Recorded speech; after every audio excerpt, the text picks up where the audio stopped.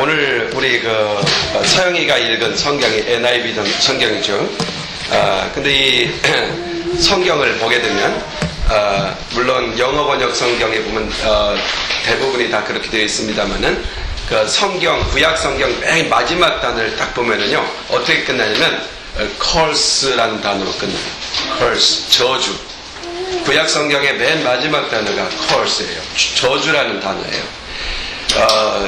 그 상당히 의미가 있는 단어예요. 왜냐하면 구약은 율법으로 시작되죠. 법으로 시작돼요. 그래서 법을 지켜야 한다는 명령을 주고 있죠. 그러나 하나님의 명령을 딱 받은 우리는 그 법을 지킬 힘이 없어요. 그래서 결과적으로 모든 사람은 어디에 이르러요? 저주를 받을 수밖에 없어요. 이게 사람이 갖고 있는 하나님 말씀 앞에서 하나님의 명령 앞에 당하는 우리들의 모습이죠. 그런데 오늘 우리가 읽은 본문은 예수님께서 첫 번째로 설교한 내용이에요. 예수님이 첫 번째 설교한 내용이 오늘 본문이거든요. 근데 우리 주님이 첫 번째 딱 설교할 때 첫 마디가 뭐냐면 이렇게 시작돼요. Blessed are the poor in spirit. 그러니까 뭐로 시작되죠? Bless라는 단어로 시작되죠. 우리 주님은 저주로 끝날 수밖에 없는 인생에게 우리 주님이 우리에게 오신 이유는 복을 주러 오신 거예요. 우리 주님의 첫 마디가 bless라고 하는 단어를 쓰고 있다는 것은 대단히 의미 있는 단어라는 얘기죠. 이 복이라고 하는 것은 본래 하나님 나라의 핵심적인 단어입니다. 우리는 세상 사람들은 복 받고 싶다 그러잖아요. 새해가 되면은 복 많이 받으세요 그러잖아요. 사람들은 복 받는 데 목적이 있고 삶에 의미가 있다는 걸 알아요. 근데 왜 그런지를 몰라요. 그 이유는 우리가 본래 복의 산실인 하나님 나라로부터 온 사람들이기 때문이에요. 하나님에게서 온 사람들이에요. 그래서 하나님의 나라를 나타내는 핵심적인 단어가 복이라는 거예요. 진정한 복이 뭔가 이걸 알아야 되겠죠. 사람들은 복이 뭔지 몰라요. 그래서 복을 만들기 시작했어요. 내가 추구하는 어떤 것, 내가 뭔가 바라는 어떤 것이 복일 거라고 생각을 했어요. 그래서 복을 만들고 복을 쫓아가고 복을 추구했어요. 그러나 오늘 본문에서 우리 주님은 복이 뭔가를 명확하게 제시하고 있어요. 이런 게 복이구나. 이걸 오늘 알아야 되겠다는 것이에요. 그리고 그 복이 얼마나 우리에게 놀라운 변화를 가져오는가. 그리고 그것은 하나님이 얼마나 큰 은혜로 주신 것인가를 우리가 알아야 되고 바로 오늘 설교의 요지는 거기에 있습니다. 우리 주님께서 오늘 본문에 보면은 하나님 나라 백성이냐 이렇게 물으시는 거예요. 너희가 하나님 나라 백성이냐? 그렇다면 너희들은 복을 받은 사람들이다. 이렇게 지금 말씀합니다. 그러면서 우리 주님은 8가지 복의 내용들을 쭉 천국 백성들이 가질 수 있는 8가지 복의 내용들을 쭉 설명하고 있어요. 하나하나 오늘 검토해 볼 겁니다. 대개 이 세상 사람들은 행복한다, 행복을 추구한다, 행복하고 싶다 그러면 대개 막 돈을 많이 벌고 슬프지 않고 고통도 없고 건강하고 그래서 좋은 직장도 얻고 그리고 내가 세상적인 어떤 것들을 마음대로 내가 세상적인 욕구에 따라서 갖고 싶은 걸 다 가질 수 있고 또 모든 사람들로부터 잘 대접받고 그러는 게 복일 것이다 이렇게 생각해요. 그러면 난 해피하다 이렇게 생각을 하고 그것을 추구해요. 그런데 오늘 본문에 보니까 우리가 읽었습니다만 여러분 성경 읽을 때 눈을 주목하고 정말 마음을 다해서 쫙 봤더라면 본문이 파악됐겠죠? 오늘 본문에 보니까 절대 그런 개념의 복을 이해하고 있질 않아요. 오늘 보면은 오히려 우리가 피해가고 싶은 단어들이 참 많이 나오죠. 우리가 나하고 상관이 없었으면 하는 단어. 가난, 애통이라는 게 막 슬퍼서 우는 거예요. 슬프는 거예요. 막 얼마나 슬플지 막 그냥 통곡하며 울고 싶은 그런 마음의 애통이에요. 그리고 배고픔. 굶주려 봤어요? 배고픈 게 얼마나 서러운 건데요. 배고픔. 또 갈증. 목말라 봤어요? 마실 물은 없고 목마를 때 얼마나 괴로워요. 갈증. 거절당하는 거. 배척당하는 거. 핍박받는 거. 뭐 이런 단어가 본문에 나와요. 그런데 그런 게 오히려 행복한 것이다 이렇게 말씀해요. 이거 정말 파라독스죠. 이거는 정말 이해될 수 없는 말이죠. 그런데 이걸 아셔야 돼요. 우리 주님은 이런 이야기를 하면서 첫 마디로 뭐라고 했냐면 blessed, 이 헬라어로 말하면 마카이오이라는 단어를 써요. 마카이오이, 이 말은 선포하고 선언하는 말이에요. 야, 복 받으려면 이런 뜻이 아니에요. 네가 복을 받으려면 이런 뜻이 아니에요. 이 마카이오이라는 말은 너는 이미 복받은 사람이구나 그런 뜻이에요. 너는 참 복받은 사람이구나. 근데 뭐예요? 그 복받은 사람이 울어요. 복받은 사람은 막 갈증을 느껴요. 복받은 사람은 핍박을 받아요. 복받은 사람은 가난해요. 복받은 사람은 이런 현상이 나타나요. 이 아이가 참 힘든 말이죠. 그래서 오늘 이제 예수님께서는 우리에게 왜 그런지를 우리에게 설명해 주고 싶어요. 그래서 오늘 그 설교를 하려고 하는 거예요. 여기 보면은 너는 복받은 사람이다. 왜냐하면 이 8가지를 가질 수 있기 때문에 라는 뜻이에요. 이 8가지를 2개로 이렇게 나누면은 패시브한 거, 그러니까 소극적인 거, 그리고 하나는 아주 적극적인 거, 이렇게 복을 2가지로 나눠서 4가지 볼 수가 있어요. 8가지를 이야기하는데 다시 한번 정리할게요. 야, 너희는 참 복받은 사람이야. 왜냐하면 이 8가지를 가질 수 있기 때문에. 그 8가지 중에서 4가지는 좀 소극적인 것이야. 즉 패시브한 거야. 그리고 또 하나는 아주 적극적인 거야. 아주 파지티브하고 아주 적극적인 것들이야. 이런 것들을 너희들은 갖게 될 거야. 근데 이 8가지가 뭐냐면 이런 것이다. 이러면서 주님은 말씀합니다. 먼저 4가지, 소극적인 것 4가지를 한번 찾아볼 수 있어요. 첫째, 이렇게 말하죠. 심령이 가난한 자는 복이 있나니 천국이 저희 것이다 그랬어요. 심령이 가난하다 이 말은요, 마음이 가난하다, 마음이 다 텅 비어있다, 마음을 다 비워놨다, 이런 의미예요. 그래서 이런 얘기죠. 야, 가난한 것이 어떻게 행복할 수가 있겠어? 이런 반문을 하고 싶잖아요. 무슨 가난한 게 행복한 거야? 물론 여기서 가난이라는 것은요, 돈이 없다든지 쓸 것이 없어서 고생하는 이런 것을 말하는 것은 아니에요. 여기서 말하는 것은 이 가난이 의미하는 것은 내 마음 상태를 이야기하는 거예요. 예를 들어서 이 세상에서 하나님이 얼마나 소중하고 예수 그리스도가 얼마나 소중하고 하나님 나라가 얼마나 소중한지를 알면 가장 소중한 것을 딱 하나를 선택하기 위해서 다른 것을 다 버릴 수 있는 마음이에요. 예를 들어서 우리가 이 땅에서 1000년 만년 산다면 이 세상에서 필요한 걸 찾아야 되겠죠. 이 세상에 추구한 것, 원하는 것을 추구하고 바라야 되겠죠. 그런데 우리는 이 세상에요 100년을 살지 못해요. 대부분이. 그러니까 100년이라는 시간이 아주 길죠. 그 시간에 우리가 해야 될 건 많죠. 그러나 100년이라는 시간이 금방 지나가요. 올해 제 나이가 이제 몇 년 있으면 50이 돼요. 그러면은 살아온 날보다 살 날이 훨씬 적어졌다는 얘기예요. 시간이 금방 지나가는 거예요, 실제로는. 그러니까 그 길지 않은 인생을 어디에 투자할 것인가 라는 거예요. 이 세상에 투자할 것인가? 하나님 나라에 투자할 것인가? 왜냐면 하나님 나라에서는 영원히 살거든요. 이 땅에서는 7, 80년, 길어야 100년 살아요. 그러면 이 땅에 투자하고 살 것인가? 하나님 나라에 투자하고 살 것인가?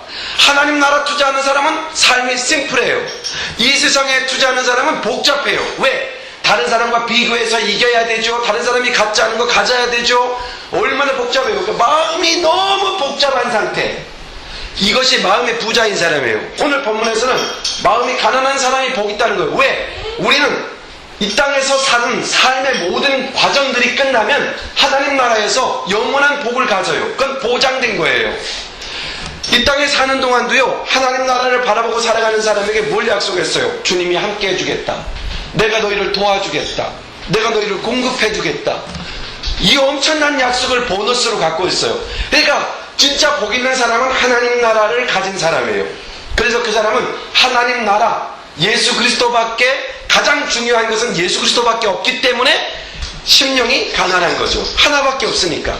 그런데 이 세상 것을 너무 바래요. 돈도 바래야죠, 명예도 바래야죠, 친구도 필요하죠, 또 세상에 어떤 것도 필요하죠, 갖고 싶은 것도 많죠. 너무 마음이 복잡해요.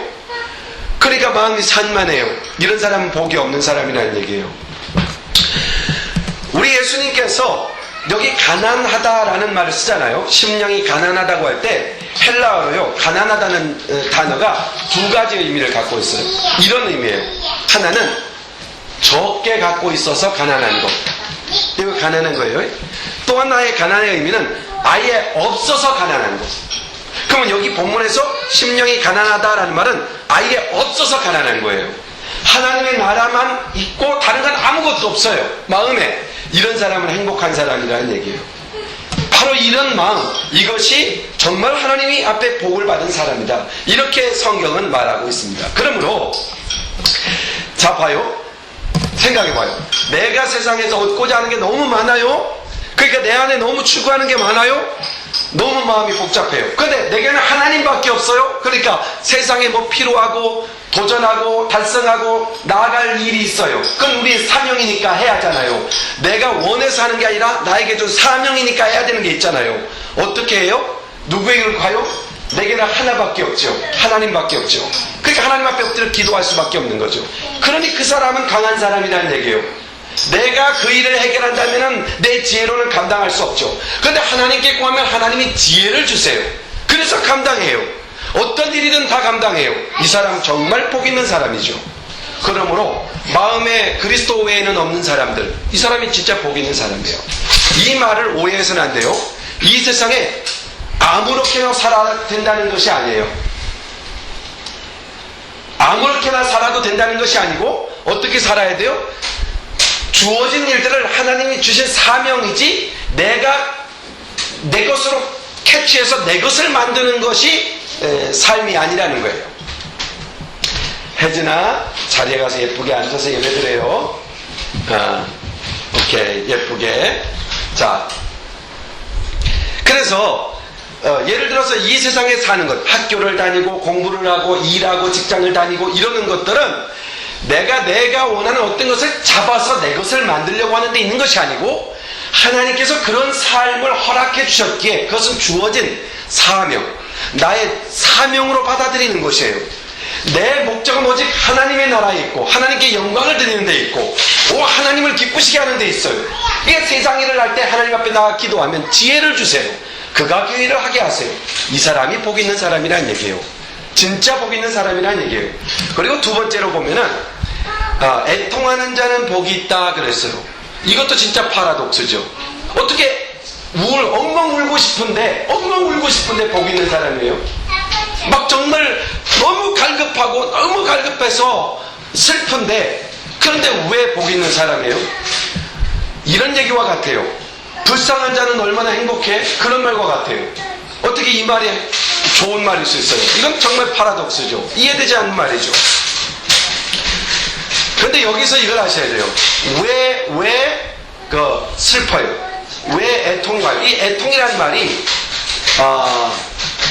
영어로 굳이 얘기한다면 그냥 lamentation 뭐 그런 거예요. 그러니까 예를 들어서 뭐 탄식, 탄성, 정말 속에서 우러나는 이런 탄성이에요. 왜 그런 탄성이 일어날까요? 왜 그런 슬픔이 일어날까요? 이렇게 본 거예요. 하나님 앞에서 하나님만 딱 붙잡고 살려고 했는데 보니까 내 안에는 하나님만 잡을 수 없는 너무 많은 것들이 있어요. 죄도 있죠. 그리고 이 세상에서 오는 욕심, 내가 실패하고 또 내가 넘어지고 나에겐 끈기도 없고 내게 없는 것들이 너무 많아요. 그러니 특별히 하나님 앞에서 딱 섰을 때 하나님만 붙잡고 살겠다고 하는데 나는 이 세상에 잡고 있는 게 너무너무 많아요. 잡고 싶은 게 너무 많아요. 그러니까 하나님, 저는 하나님밖에 없다고 말하는데 왜 저는 자꾸만 세상에 있는 많은 것들이 자꾸만 보이는 거죠? 나는 왜 이렇게 하나님 없이도 살 수 있는 것처럼 생각하고 있는 거예요? 마치 내가 하나님 없이도 살 수 있는 것처럼 자꾸만 내가 느껴지잖아요. 이게 너무 슬픈 거예요. 하나님 없이는 절대 살 수 없는데 하나님 없이도 살 것처럼 느껴지는 자신의 이 모습, 이게 슬픈 거예요. 이건 다 가짜잖아요. 하나님 없이도 행복할 수 있는 것처럼 보이는 거, 이거 다 가짜잖아요. 근데 그게 실제처럼 보인단 말이에요. 그래서 슬픈 거예요. 이것을 슬프게 느낄 줄 아는 사람, 이게 복 있는 사람이라는 얘기예요. 그러니까 아예 세상 것들이 추구되지 않고 세상 것들에 대한 욕심, 막 탐욕, 정욕, 이 세상 것들이 내가 막 잡고 싶은 마음이 없어진 것이 행복한 것이 아니라 그런 마음들이 밀려오는데 그것을 붙잡으려고 하는 내 자신의 모습은 참으로 옳지 않다는 것, 이것을 깨닫고 그런 것에 이끌려갈 수밖에 없는 나의 연약함, 이것을 탄식할 수 있는 사람, 이 사람은 복 있는 사람. 이런 사람 어떻게 하겠어요? 기도하죠. 당연히 기도하지 않겠어요? 분명히 내가 볼 때는 하나님만이 만족인데 세상 어떤 것들이 만족한 것처럼 오는 거예요. 친구, 돈, 명예, 어떤 부유함, 어떤 것, 다른 사람들에서 자랑할 만한 것들이 막 밀려와서 마치 내가 그것을 가지면 행복할 것처럼 느껴진다는 얘기예요. 그것을 알았어요. 그래서 하나님 앞에 나가서 엎드리는 거예요. 하나님, 이게 절대 나를 행복하게 할 수 없는 것인데, 순간 나를 만족해 할 수 있을지 모르지만 절대로 나를 영원히 행복하게 할 수 없는 것인데, 그것은 오히려 나의 인생을 허무하게 만드는 것인데 왜 나는 이게 행복한 것처럼 느껴지죠? 주님, 그 엎드리면 주님이 그것을 치료해요. 애통하는 자는 위로를 받을 거예요. 위로해 주세요. 그래 네가 연약하기 때문에 그게 행복처럼 느껴지겠지? 이런 게 있단다. 그리고 주님의 영광을 보여주시는 거예요. 내 위로를 받게 되는 것이죠. 그래서 애통함을 느낄 수 있는 것, 이게 복입니다. 그리고 또 나가서 주님께서는 우리에게 이런 게 있어요. 세 번째로, 온유한 자는 복이 있나니 저희가 땅을 기업으로 받을 것이다 그랬죠. 이 온유함이라고 하는 거, 이 온유한 자는 복이 있다. 이게 온유하다는 것은 예의 발음이에요. 세상에서 인격적인 삶을 말하는 거예요. 여기 온유함이라는 단어가 이렇게 영어로 번역한 거 보면 젠틀네스라고 나오잖아요. 아주 바람직한 삶. 그래요. 근데 우리가 이 온유라는 말을 딱 들어보면 한자를 딱 번역하면 부드러운 마음 자세거든요. 사람들에게 부드럽게 대하는 거예요. 과격하게 대하지 않고. 그렇잖아요.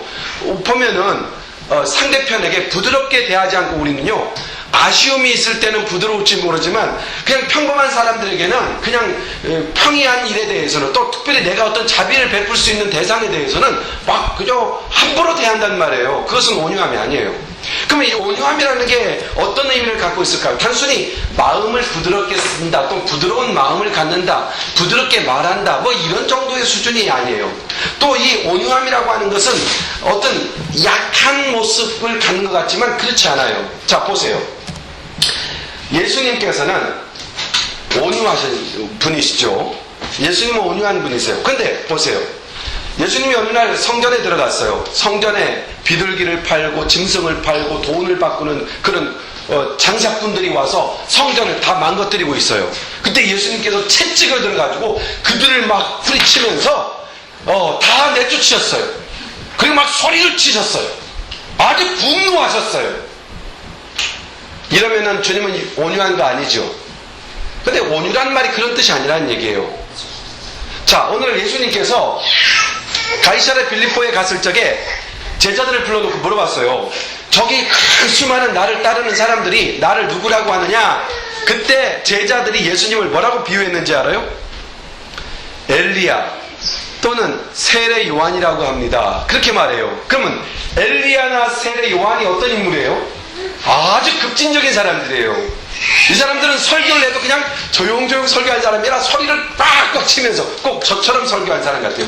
소리를 막 쳐대면서 열정적으로 그리고 죄나 이런 거에 대해서 막 꾸짖고 분노하고 이렇게 했던 사람이에요. 근데 예수님을 따르는 사람이 예수님이 누구라고 하더냐니까 엘리야 또는 세례 요한, 이 두 사람을 지목한단 말이에요. 절대 이 사람들이 막 이렇게 우리가 생각하는 것처럼 약하고 말을 소글소글한 온유함이 이런 개념의 분들이 아니거든요.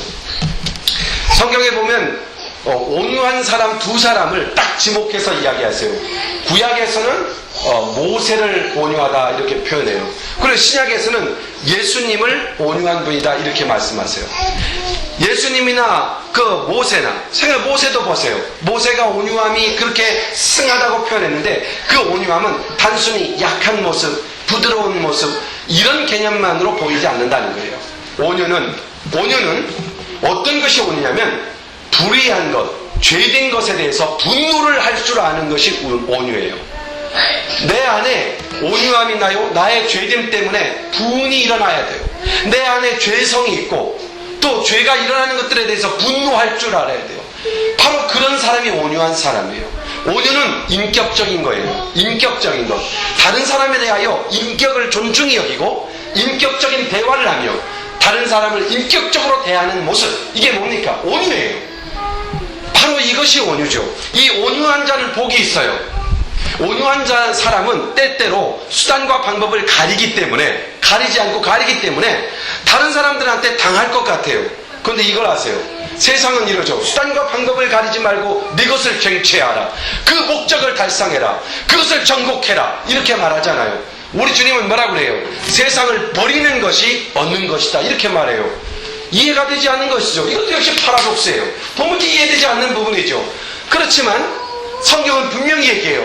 온유한 자가 땅을 기업으로 받을 것이다 그랬어요.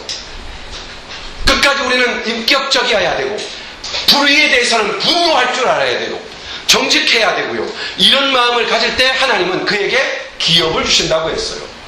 바로 이것이 복 있는 자의 모습이며 바로 이것을 복 있다 이렇게 성경은 말하고 있는 것입니다. 그리고 또 하나 6절에 보면은 의에 줄이고 목마른 자는 복이 나니 저희가 배부를 것이다 그랬죠.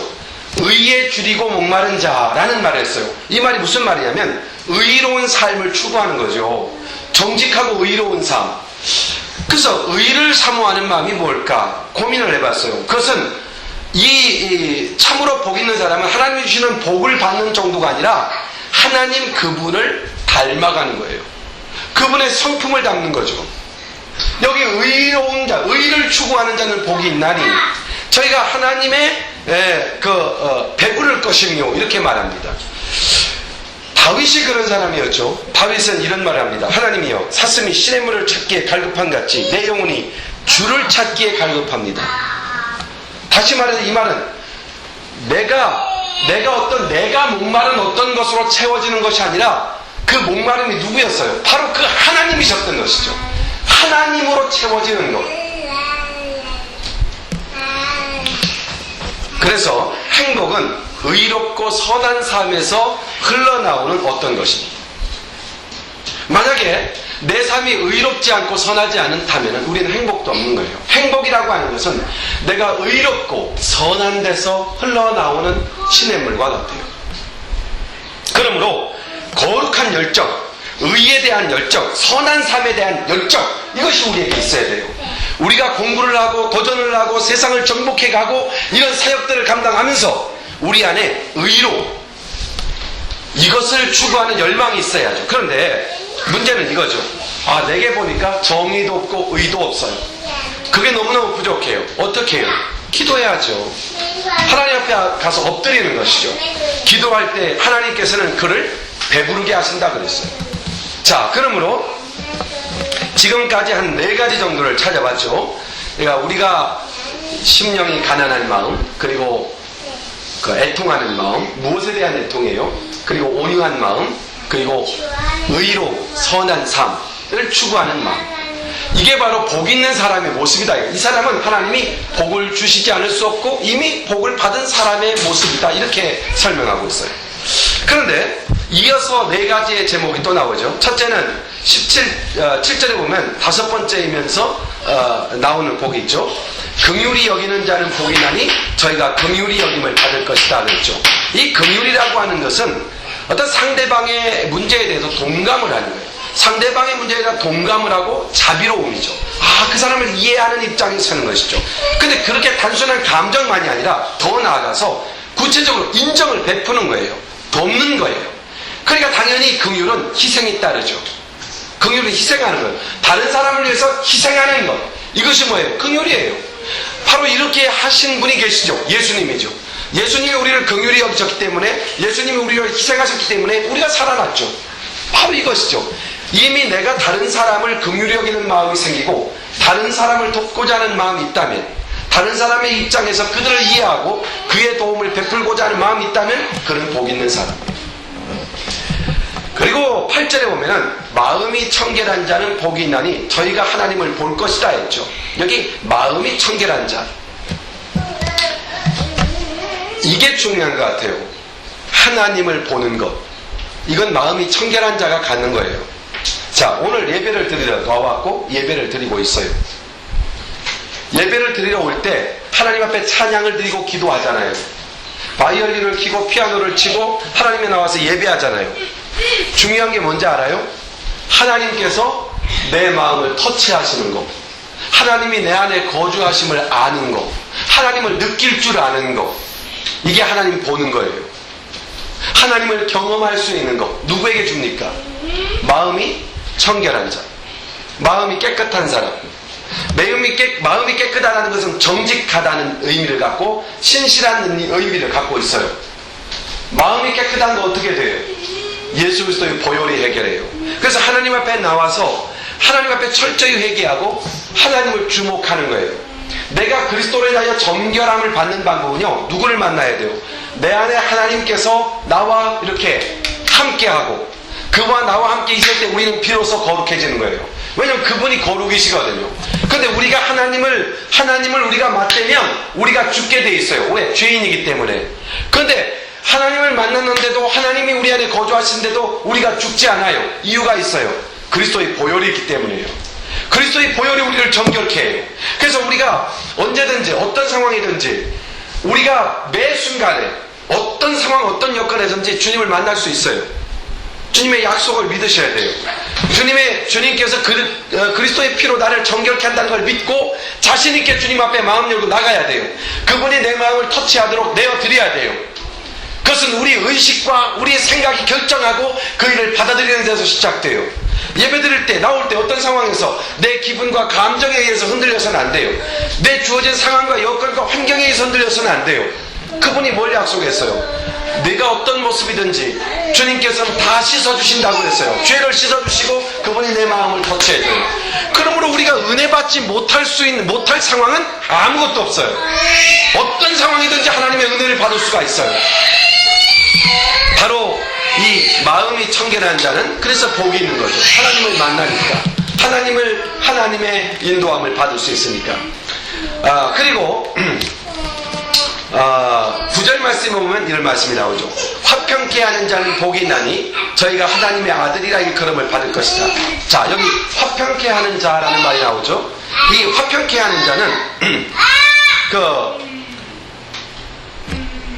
평화를 좋아하는 사람, 피스 라이커 아니고, 또는 피스 키퍼도 아니에요.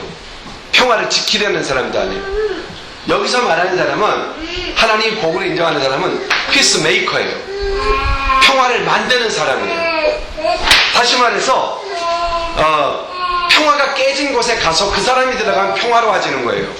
분쟁이 있는 곳에 가면 그 사람이 가면 평화로워지는 거예요. 아니, 평화로운 곳에 그 사람이 가면 분쟁이 일어나는 게 아니고 그 사람이 감으로 평화로워지는 거예요.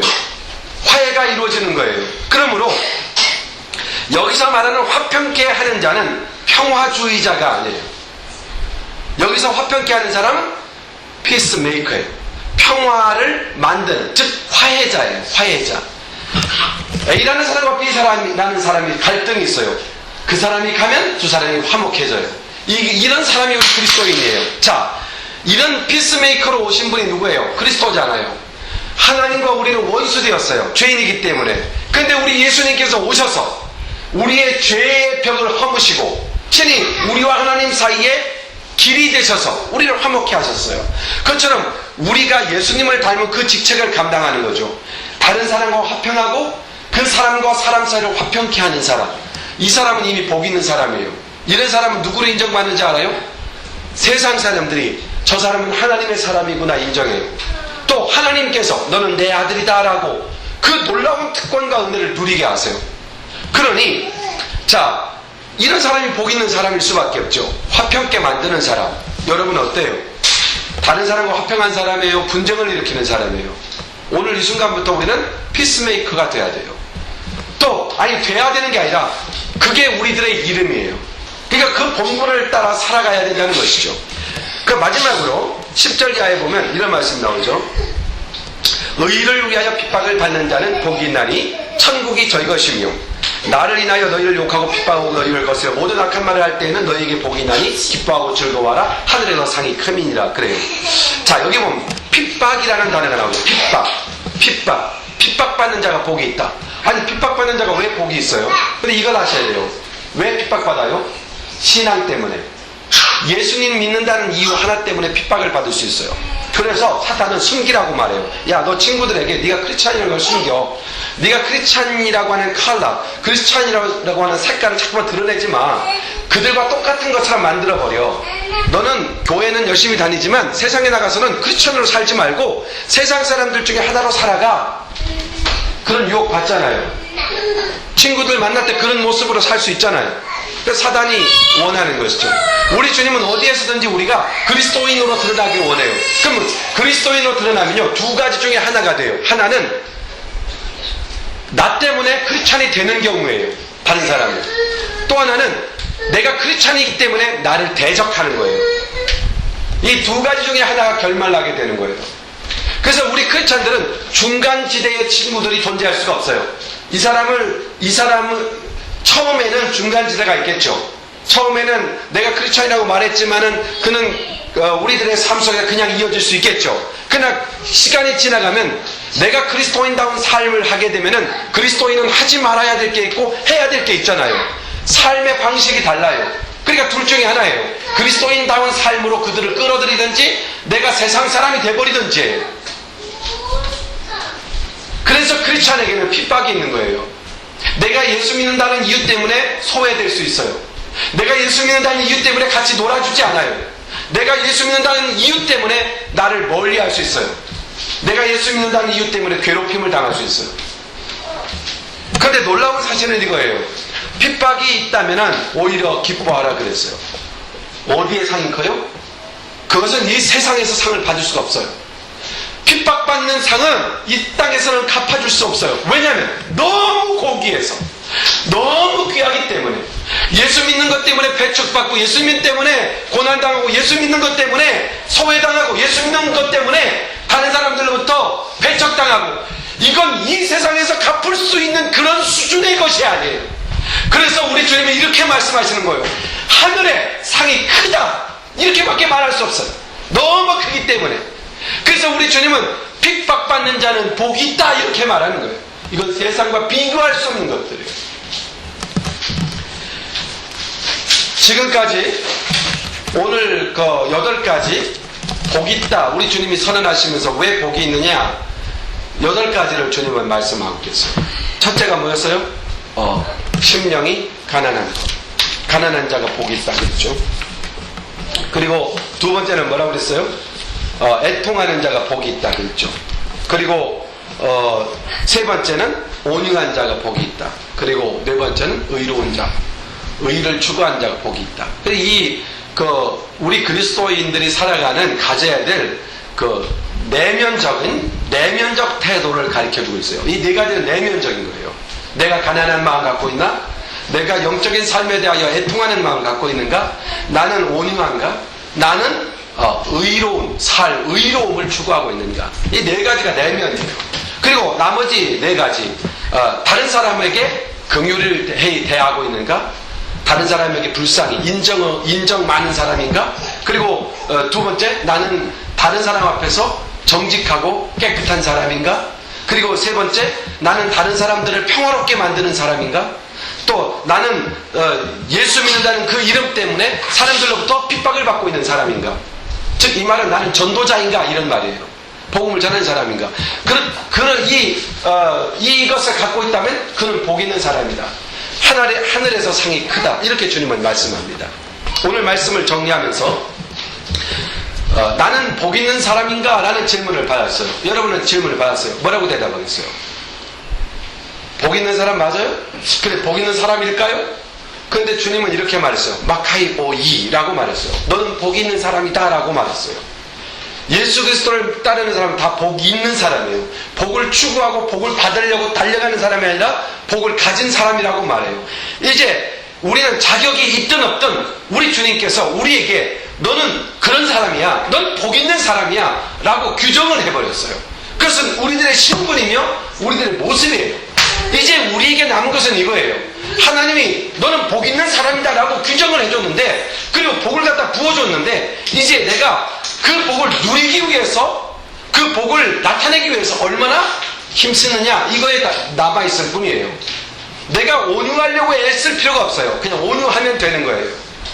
나는 의로우려고 애를 쓸 필요가 없는 사람이에요. 그냥 의를 행하면 되는 사람이에요.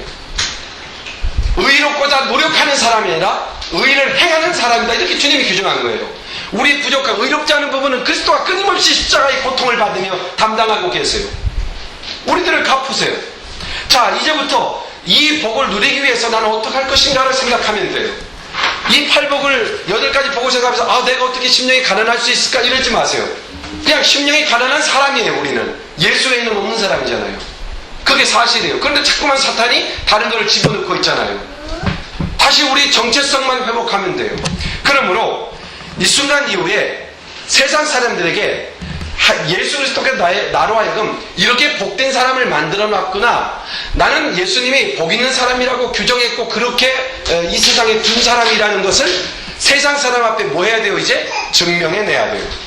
이게 우리들이 일 뿐이에요. 세상 속에서 이 복된 삶을 나타내는 그런 삶을 다시 한번 시작하는 저와 여러분이 되기를 주의 이름으로 축원합니다. 기도하십시다.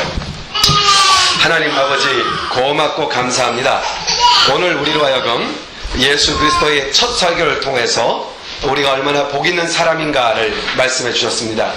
세상적 관념에서, 가치에서 도무지 복이 될 수 없다고 여겨지는 것들을 오늘 우리는 복으로 받을 수 있는 사람이 되었습니다. 하나님 아버지, 이 시간 이후에 복을 가진 사람, 마카이오이, 이 복된 자요, 이 복된 자가 되었으니 이제 세상 속에서 이 8가지 복을 드러내며 살아가는 그런 우리의 삶이 되게 하여 주옵소서. 주의 거룩한 능력으로 이 시간 우리를 강한 영적인 능력을 부어주시고 성령의 충만을 주셔서 이 놀라운 말씀들이 깨달아지고 이 말씀을 하나씩 경험해가는 우리의 삶이 되게 하여 주옵소서. 예수님의 이름으로 기도하옵나이다. 아멘. 아멘.